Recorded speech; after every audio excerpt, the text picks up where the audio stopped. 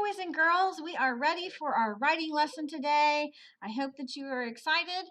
We are going to learn how to take a scene from a play and change it up a little bit. So you're going to get some writing practice with that and make some changes. So I hope you're pretty excited. Let's go ahead and begin.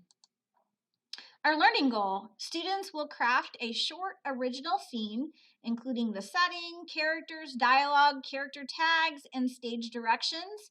Your success criteria: I can plan, draft, revise, and edit a scene of a play.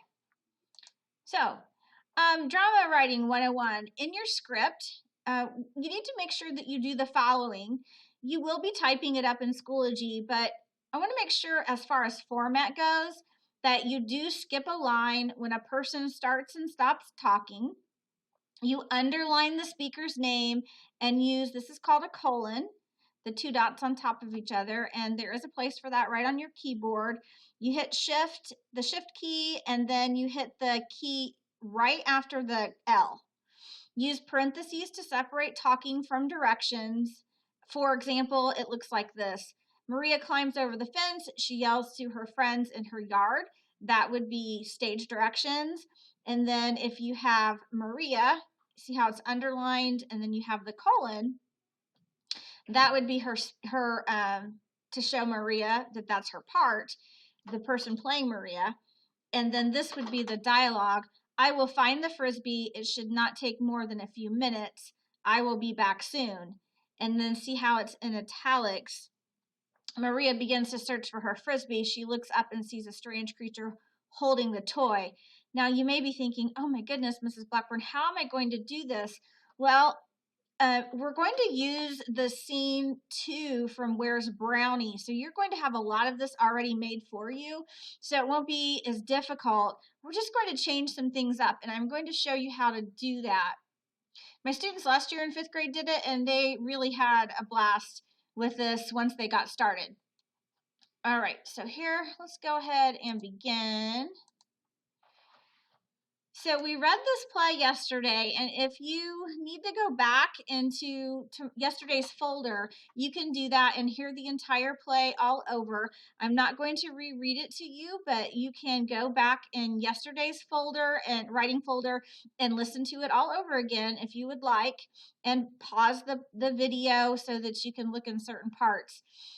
So here's Where's Brownie. We have our cast: Sam, Alex, Jensen. They're sisters, remember. We have a narrator, Evan, Nick, and Nikki. But what we're going to do is we are just going to focus on scene 2, just this part right here. So all we're going to do is we're going to change something in there. It's either going to be the setting, and I'm going to let you pick the setting, or maybe you're going to add a character in, maybe you're going to change a character, maybe you're going to change the setting, maybe you're going to change some dialogue in here. So I'm going to show you how to do that, and I'm going to model that a little bit. Make this larger so you can see. I'm going to put this graphic organizer in Schoology. So just like before, I know it's challenging for you to make the boxes, but you can just list this. So you could write title of scene and then write your title. The title of your scene is going to be Scene 2, Where's Brownie? Okay. So Scene 2, Where's Brownie? That's what you'll write because that's what we are all doing. And then you can write key ideas. Well, the key idea is that Brownie gets lost, okay? So that's not going to change either. However, in this example that I'm going to show you, I have chosen to change the setting. Maybe on yours, you're going to change the character. That's what you put here. Maybe you would say you're going to change the character and which character you're going to change. What's the name of the character, etc. Maybe you're going to change one of the other elements of drama that we discussed yesterday. So that's what you would put there. Now, when you get to characters and background ideas, it says characters and their characteristics, setting, and background ideas. So what I did here, since I'm not changing any of the characters on the version and example I'm showing in my planning, I put Sam, and then remember they're both girls, Sam and Alex, they're twins. Sam is the athletic and outgoing one. Alex is the twin who's smart and quiet. Then I have Nick, who's the superintendent of the apartments. And then Nikki is Nick's son. I could have gone into a little more detail here and said, superintendent of apartments, Nick's son. He's kind of funny, isn't he? Because every time they ask him a question, he just says like one word answers, like nope, all the time, right? Classmate was Evan, and we have the narrator, who we did figure out is Alex 10 years later. We made an inference with that yesterday. Now, here we go to setting. This is the part I'm changing. Remember, you only have to change one part of it, but sometimes it affects another part in your play. For example, I'm thinking setting and background ideas. I could choose the setting to be a park instead of, if we look at this and we look at the stage directions, it says setting is the lobby of the apartment building. A tall green potted plant stands next to a small fountain where Nikki is playing. Alex, Sam, and Evan talk to Nick near a bulletin board. Well, I'm not going to write this if my setting changes, correct? In my stage directions, I would write setting, and then depending on which one I put, I had a park, school, or cafeteria, I would then put the description, and then I would say where Nikki, Alex, Sam, and Evan and what they're doing there, because that would change. If my setting changes, it also changes what the characters are doing. So that would be what I would write here in the stage directions. Okay? Now, let me ask you this. If my setting changes, does it change some of my dialogue? Well, if it says, so these posters are about your lizard Brownie, I'm still perplexed as to why you think he's down here. Because we already checked upstairs. Well, if I'm in a park, I'm not going to say about him being down here and we're already checked upstairs because I'm in a park. So yes, I would have to change some of the dialogue. Okay? Now, Alex says, Brownie's a chameleon. We think he escaped when Sam set the bag down near the fountain. We could keep that dialogue the same, but you will have to make some changes if you change the setting. If you change a character, you would have to do the same thing because now you have a character interacting with other characters. So you would have to have them speaking to one another. Okay, I hope this is making sense. So let's look on to our planning. And this is why we do the planning part of it, so we can think this through. Now our plot, our problem, and our solution, our plot is still Brownie is missing. I didn't change that. The only thing I wanted to change was the setting.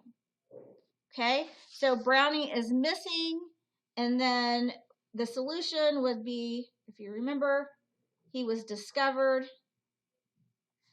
in the plant, and remember he used camouflage because that's what chameleons do. That can stay the same because I changed setting and the problem solution is going to stay the same. Now, where he's discovered would be different. If I'm in a park, he may still be found in the tree, but the tree is going to be in the park. Okay? If I'm in the school, I'm going to have to somehow change that a little bit to my solution.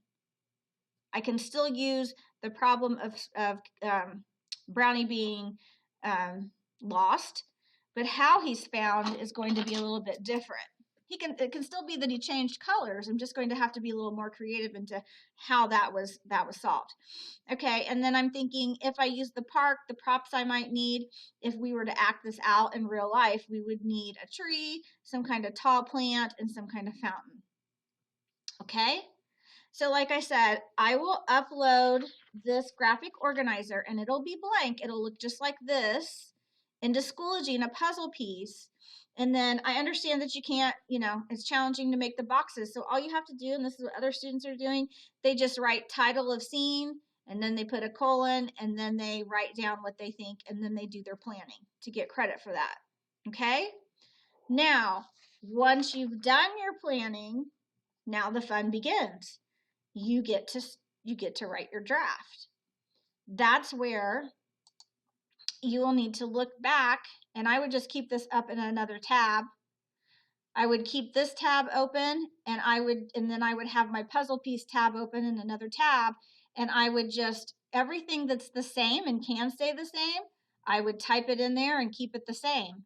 Then the things that I know I need to change, because that's, perhaps I changed a character, perhaps I changed the setting, perhaps I changed the plot, part of the plot, whatever you decided to change on here, then you can change, and then you can refer back to this as you go. All right? I hope that that is clear and you don't have any questions on that. Let's go back to our PowerPoint here. So this is your planning part that you'll use, your graphic organizer, and then you'll go on to writing your draft.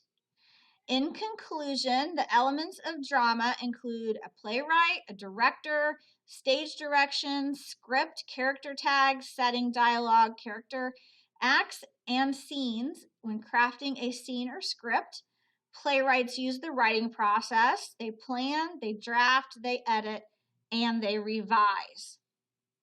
So, boys and girls, I will have a rubric also in Schoology for you to refer to and make sure that you have put all of the required elements in your writing piece that you need, and you can refer to that. It looks like a little colored square, and it may be kind of hard to see, so you have to make sure you click around on the bottom, but there is a rubric that's attached to your puzzle piece. Okay, I hope you enjoyed today's lesson. Reach out to your teachers if you have any questions. Have a wonderful day.